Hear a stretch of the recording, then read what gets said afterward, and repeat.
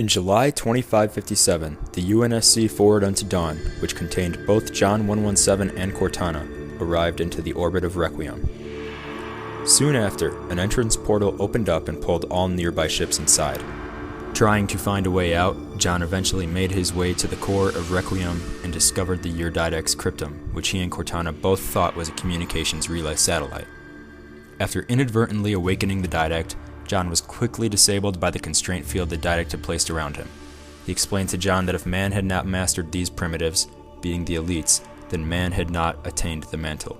He then threw John aside and entered back into his cryptum in an effort to make preparations for his ship Mantle's approach and eventually locate the composer to continue his plan. Throughout the Didact's preparations, John had continued to pursue him, and at one point the Didact began addressing John telepathically several times and eventually was impressed by his persistence and seemed to respect John as an opponent. After leaving Requiem in Mantle's approach, the Didact made a slipspace jump to Ivanov Station, where a team of UNSC scientists were studying the composer.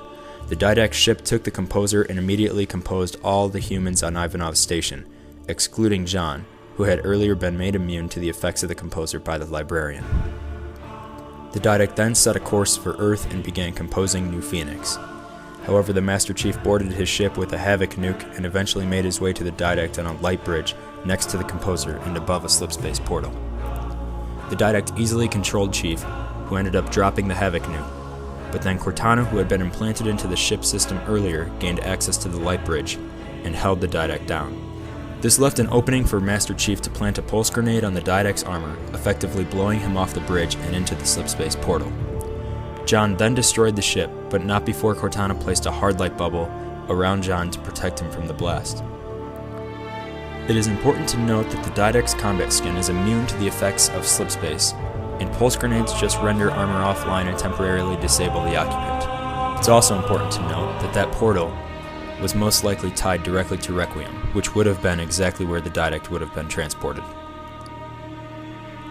At the end of Halo 4, during the epilogue, the Didact can be heard making a speech to possibly other Forerunners in an unknown location.